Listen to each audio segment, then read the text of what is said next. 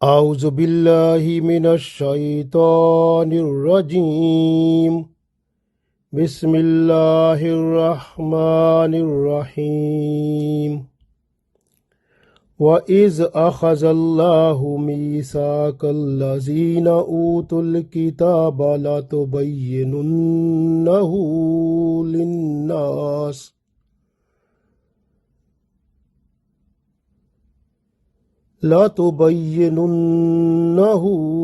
لِلنَّاسِ وَلَا تَكْتُمُونَهُ فَنَبَذُوهُ وَرَاءَ ظُهُورِهِمْ وَاشْتَرَوْا بِهِ ثَمَنًا قَلِيلًا فَبِئْسَ مَا يَشْتَرُونَ۔ عزیز دوستو، السلام علیکم ورحمۃ اللہ وبرکاتہ۔ سورہ آل عمران آیت نمبر 187 تلاوت کی ہے۔ اس آیت میں اللہ تعالیٰ نے اہل کتاب کے بارے میں ارشاد فرمایا ہے، یہود و نصارہ کے بارے میں، کہ ان لوگوں نے جو کچھ ان کی کتابوں میں لکھا ہوا تھا اس کو بدل دیا، اس میں تبدیلی کر لی۔ اللہ کے ساتھ ان کا وعدہ تھا کہ جو کچھ اللہ تعالیٰ نے ان کی کتابوں میں ارشاد فرمایا ہے، جو احکام فرمائے ہیں، ان پر عمل کریں گے، ان کو پورا پورا دوسروں تک پہنچائیں گے، اور انہوں نے پھر مالی مفاد اور اپنی انا کی خاطر اور مسلمانوں سے خاص طور پر رسول اللہ صلی اللہ علیہ وآلہ وسلم سے حسد کر کے ان صفات کو بھی چھپایا جو رسول اللہ صلی اللہ علیہ وسلم کی تورات میں اور انجیل میں تھیں، اور اسی طرح انہوں نے لوگوں کے سامنے اور بھی تبدیلیاں کیں جو لوگوں کے مسائل حل کرنے میں لوگوں کی مرضی کے مطابق فیصلہ کر دیتے تھے، رشوت لے لیتے تھے۔ آج بھی ہمارے ہاں کچھ مفتی صاحبان اور کچھ علماء کرام ایسے بھی ہیں جو لوگوں کے کہنے پر ان کی رضا کے مطابق ان کے فیصلے کر دیتے ہیں اور اپنی جیب گرم کر لیتے ہیں۔ یہ یہودیوں کا طریقہ ہے، اور ان لوگوں کا جو اپنی کتاب میں تبدیلی کرتے تھے، اللہ کے احکام کو چھپاتے تھے۔ تو یہ لوگ جو آج رسول اللہ صلی اللہ علیہ وسلم کی امت میں بھی اگر ایسا کرتے ہیں تو قیامت کے دن یہ بھی انہی کے ساتھ ہی کھڑے ہوں گے۔ آیت کو پڑھتے ہیں، ارشاد باری تعالیٰ ہے، اعوذ باللہ من الشیطان الرجیم بسم اللہ الرحمن الرحیم۔ وَإِذْ أَخَذَ اللَّهُ، وَإِذْ اور جب، أَخَذَ اللَّهُ اللہ تعالیٰ نے لیا، میثاق عہد، وعدہ، ایگریمنٹ، الذین ان لوگوں سے، اوت الکتابہ جنہیں کتاب دی گئی تھی، یعنی کتاب یعنی تورات، انجیل، جن کو کتاب دی گئی تھی ان سے اللہ تعالیٰ نے یہ وعدہ کیا تھا۔ کیا وعدہ ہوا تھا؟ لا تبیننہ، کہ وہ بیان کر دیں گے جو کچھ اس کتاب میں لکھا ہوا ہے، للناسی لوگوں کو، یعنی لوگوں کو وہ سب بیان کر کے کھلا کھلا صاف صاف بتا دیں گے جو اس کتاب میں لکھا ہوا ہے، یعنی تورات میں جو لکھا ہوا ہے وہ لوگوں کو صاف صاف بتا دیں گے، اس میں تبدیلی نہیں کریں گے۔ اسی طرح بائبل میں یا انجیل میں جو لکھا ہوا ہے وہ بھی صحیح صحیح بتا دیں گے، اس میں بھی تبدیلی نہیں کریں گے، لوگوں کو صاف صاف اللہ کا حکم بتا دیں گے۔ پھر کیا ہوا؟ اللہ فرماتا ہے وَلَا تَكْتُمُونَهُ، مگر ان لوگوں کو کیا حکم ہوا؟ ولا، اور نہ، तख्तुमू का मतलब होता है छुपाना, तख्तुबूनहू, और उनको हुक्म था कि उसमें से किसी बात को ना छुपाएं। यानी तौरात और इंजील में जो भी बातें अल्लाह ताला के अहकाम थे, जो भी बातें लिखी हुई थीं, अल्लाह का हुक्म है कि उसको ना छुपाओ, साफ साफ लोगों तक पहुंचा दो। तो इन्होंने वादा कर लिया था, ईसाइयों ने, यहूदियों ने वादा कर लिया अल्लाह से कि हम अपनी किताबों में जो लिखा है उसको नहीं छुपाएंगे, उसको तब्दील नहीं करेंगे, उसको सही बिल्कुल साफ जिस तरह अल्लाह का हुक्म हमारे पास पहुंचा वही लोगों तक असल हालत में पहुंचा देंगे। ये वादा हुआ था। फिर क्या हुआ, अल्लाह ताला आगे इरशाद फरमाते हैं, फनबज़ूहु, फिर उन्होंने क्या किया, वराआ ज़हूरिहिम, पसे पुश्त डाल दिया इसे। ज़हूर कहते हैं यानी पीठ के, वराआ पीछे, यानी वराआ ज़हूरिहिम, अपनी पीठ पीछे डाल दिया, यानी उसकी कोई परवाह ना की। जो कुछ अल्लाह से वादा था उसको एक तरफ रख दिया, उसकी तो परवाह ही ना की उन्होंने। फनबज़ूहु वराआ ज़हूरिहिम, बस उन्होंने उस अहद या वादे को जो अल्लाह से उन्होंने किया था कि हम तौरात और इंजील जो है उसको, उसमें जो कुछ लिखा है वो साफ साफ दूसरों को बयान कर देंगे, उसको उसमें से कुछ भी नहीं छुपाएंगे।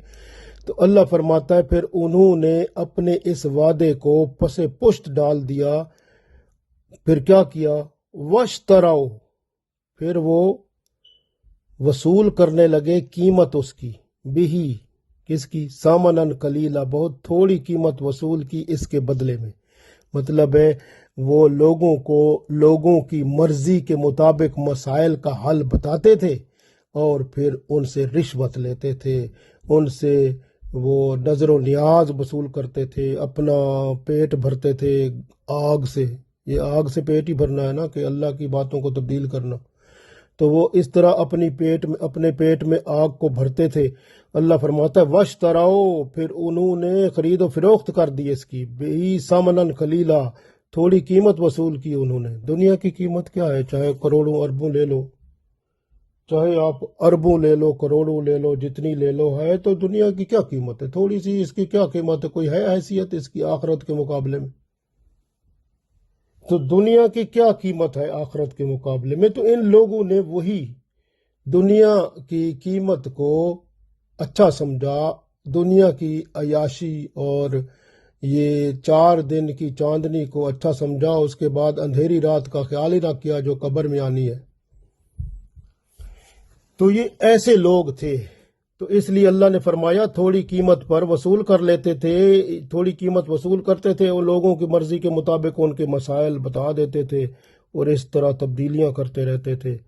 और ये अल्लाह ने ये बताया इस तरह। और आजकल हमारे मुसलमानों में भी होता है, कुछ मुसलमान उलमा और मुफ्ती साहबान भी ऐसा कर लेते हैं और बीच में वो भी थोड़ी सी टुकी मार लेते हैं लोगों से, वो अपनी जेब गर्म कर लेते हैं। लेकिन ये सब उनके लिए भी तबाही का बायस है और क़यामत के दिन उनके लिए भी उन्हीं के साथ ही शामिल होकर हिसाब देना पड़ेगा।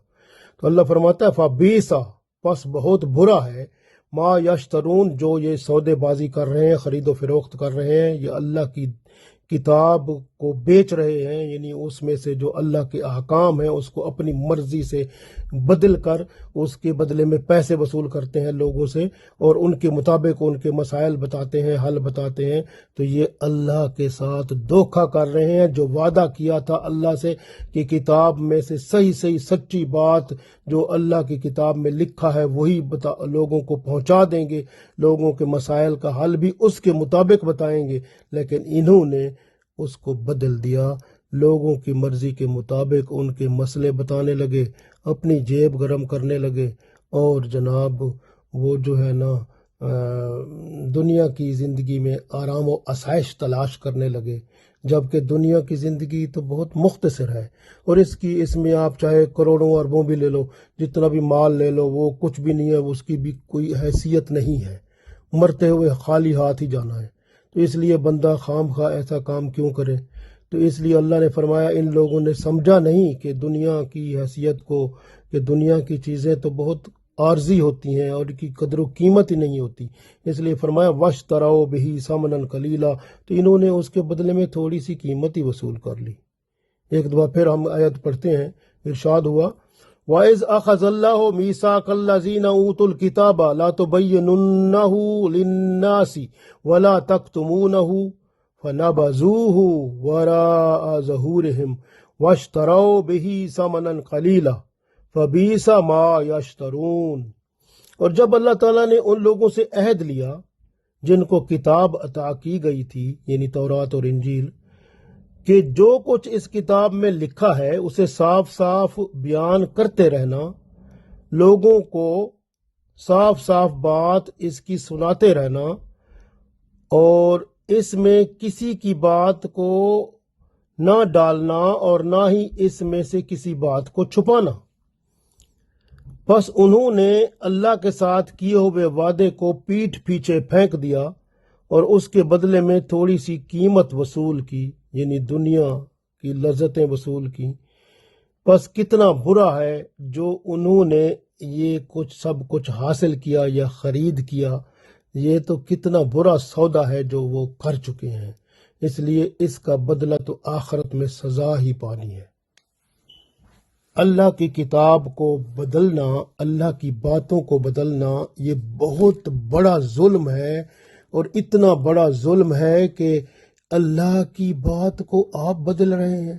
قرآن پاک جیسے اللہ کی کتاب ہے، اس میں ہر آیت اللہ کا کلام ہے، اللہ کی بات ہے.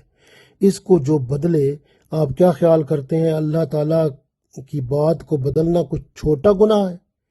بہت بڑا گناہ ہے. قیامت کے دن تو اس کا پتہ چلے گا وہاں پر. اور اسی طرح جو تورات تھی وہ بھی اللہ کے الفاظ تھے، ان کو بدلا انہوں نے. انجیل تھی وہ بھی اللہ کے الفاظ تھے، اس کو بھی بدلا انہوں نے. اب قرآن پاک میں بھی کوشش کرتے ہیں، لیکن اللہ تعالیٰ اس کے عربی میں جو لکھا ہوا ٹیکسٹ ہے، یعنی عربی کا متن ہے، اس میں کوئی تبدیلی نہیں آئی کہ اور نہ قیامت تک آئے گی، کیونکہ اس کی ذمہ داری اللہ نے خود لی ہوئی ہے.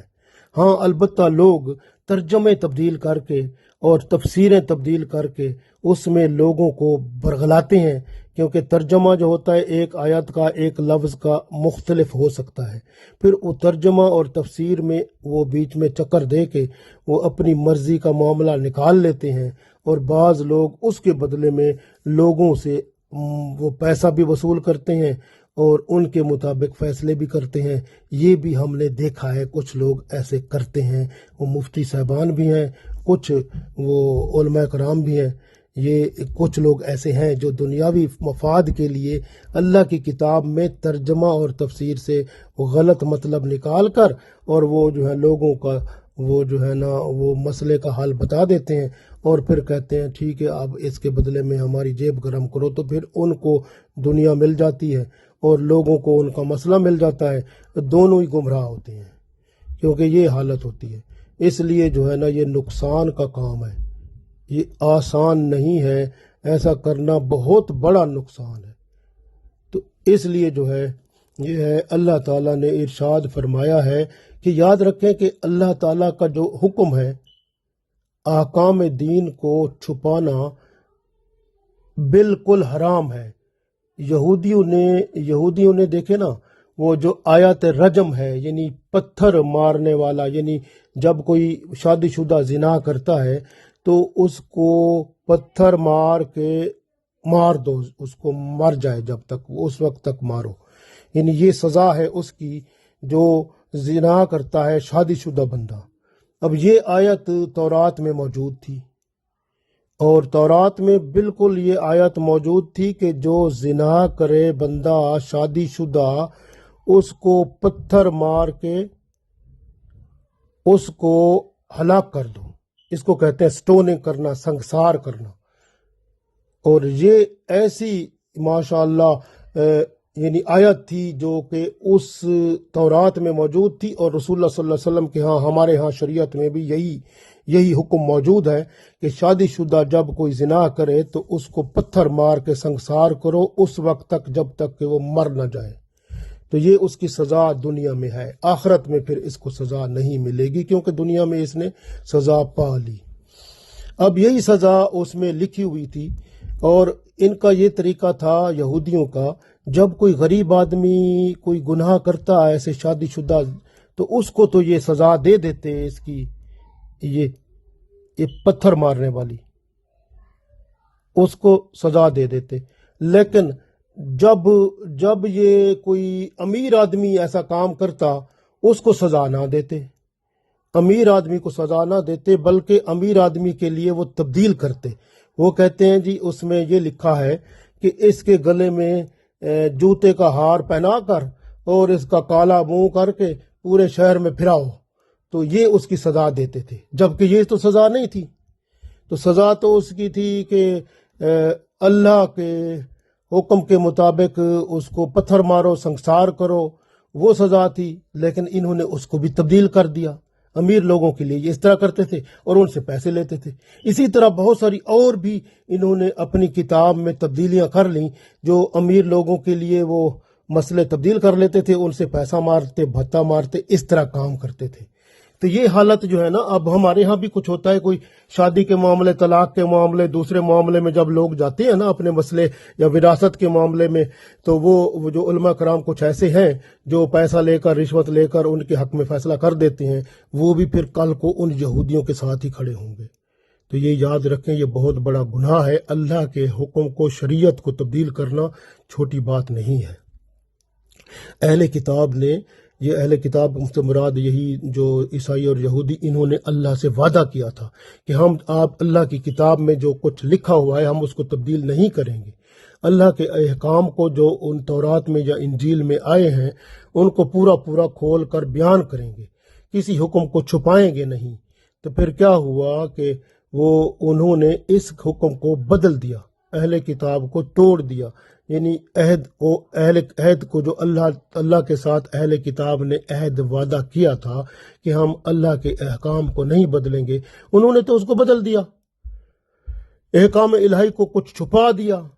تو انہوں نے جس طرح رسول اللہ صلی اللہ علیہ وسلم کے پاس وہ آئے تھے، تو انہوں نے اس وقت بھی اپنی آیت تھی جو مسئلے کا حل تھا، وہ اس کو چھپا لیا تھا، اور پھر اللہ تعالیٰ کے رسول صلی اللہ علیہ وسلم کو پتہ چل گیا تھا۔ تو اسی طرح سے انہوں نے دنیاوی مفاد اور نفسانی لالچ کو پیش نظر رکھا، اس عہد کی پرواہ نہ کی، بہت سارے احکام کو چھپا لیا، لوگوں سے مال وصول کرتے تھے، غلط فتوے دیتے تھے، غیر یہود سے وہ سود بھی لیتے تھے۔ وہ کہتے تھے سود حرام ہے ہمارے پاس، لیکن وہ سود جو ہے وہ حرام ہے، وہ یہودیوں کے لیے حرام ہے، یعنی غیر کے لیے ان سے سود لے لو، یعنی جو یہودی نہیں ہے ان سے لے لو، جبکہ حکم تو سب کے لیے برابر تھا، لیکن انہوں نے کہا نہیں جی غیر یہود جو ہے اس سے سود لے لو۔ آج کل بھی یہی کر رہے ہیں کہ وہ خود سود کا کام نہیں کرتے، نہ وہ سود لیتے ہیں نہ وہ سود کا کام کرتے ہیں، بلکہ یہودی جو ہیں وہ دوسروں سے سود لیتے ہیں، پیسہ دے کر سود ان سے لیتے ہیں، یہ کام چلتا ہے، یہ تو اس وقت سے چل رہا ہے۔ اس لیے دنیا کے معاملے میں دین کے مسائل لوگوں کے مفاد میں یہ بیان کرتے تھے اور ان سے رقم وصول کرتے تھے، اس طرح دین کے اصل مسائل چھپ جاتے تھے، اور یہ آج کل کے مفتی مولوی بھی کر لیتے ہیں، طلاق کے معاملے میں، وراثت کے معاملے میں، اور کہیں اور بھی اس طرح بیچ میں چکر چلا لیتے ہیں، جہاں چل جاتا ہے تو یہ بھی کچھ نہ کچھ اس میں چکر دیتے ہیں۔ لیکن سب ایسے نہیں ہیں، بہت اچھے لوگ ہیں، سب لوگ اچھے ہیں، لیکن بیچ میں چند ایک ایسے ہیں جو بیچ میں دنیاوی مفاد کے لیے مسائل کو تبدیل کر کے اپنا وہ پیٹ بھر لیتے ہیں آگ سے۔ تو جو عالم دنیاوی مفاد کے حصول کے لیے خیانت کرتا ہے، دین کو چھپاتا ہے، تو پھر یاد رکھیں کہ وہ سزا تو پھر ضرور پائے گا۔ رسول اللہ صلی اللہ علیہ وآلہ وسلم نے فرمایا، یہ حدیث ابن ماجہ میں موجود ہے، کہ جس شخص سے کوئی علم کی بات پوچھی گئی اور اس نے اسے چھپا لیا تو قیامت کے دن اس کے منہ میں آگ کی لگام ڈالی جائے گی۔ گویا جو شخص بھی علم جانتا ہے، قرآن و سنت کو جانتا ہے، اس معاملے کو جانتا ہے، تو وہ جب پوچھا جائے تو وہ مسئلہ اس کا بتا دے۔ اگر وہ چھپائے گا تو پھر قیامت کے دن اس کو آگ کی لگام ڈالی جائے گی، یہ یاد رکھ لیں، یہ کام پھر ہونا ہے۔ تو اہل کتاب نے तौरात और इंजील में जो रसूलुल्लाह सल्लल्लाहु अलैहि वसल्लम की सिफात दी गई थी उनको भी छुपा लिया। तो वो कहते थे कि रसूलुल्लाह सल्लल्लाहु अलैहि वसल्लम को तो बनी इसराइल से आना चाहिए था, ये बनी इस्माइल से क्यों आ गए, ये हमारे कबीले से क्यों नहीं आए, ये कबीला कुरैश से क्यों आ गए। इसी तरह उन्होंने तारीफ लफ्जी और मानवी करके रसूलुल्लाह सल्लल्लाहु अलैहि वसल्लम की सिफात को तब्दील कर दिया। इस तरह से याद रखें ये लोग अच्छे नहीं थे, और क्योंकि इन्होंने अल्लाह की किताब को बदला। इन यहूदियों को हुक्म दिया गया था कि जिस दीन पर अल्लाह ने अपने बंदों को जमा किया है वो इस्लाम है। तौरात और इंजील में भी रसूलुल्लाह सल्लल्लाहु अलैहि वसल्लम का नाम लिखा हुआ था और सिफात लिखी हुई थी, तो इन लोगों ने उसको बदल दिया। याद रखें कि एक हदीस है, रसूल पाक सल्लल्लाहु अलैहि वसल्लम फरमाते हैं कि जो शख्स इल्म हासिल करे फिर उसको बयान ना करे, उसकी मिसाल उस शख्स की तरह है जो खजाना हासिल करे फिर उसे खर्च ना करे। गोया इल्म जो हासिल करता है उसको पता है तो वो बयान करे, और बयान करे तो सही बयान करे, गलत करेगा तो फिर आग की लगाम लगेगी। तो इसलिए जो दीन का इल्म है उसको सही तरह बंदा हासिल करे, फिर उसके मुताबिक जो है आगे सही बात पहुंचाए, तो उसकी शान बड़ी है, उसका तो अल्लाह के यहाँ अजर बहुत है।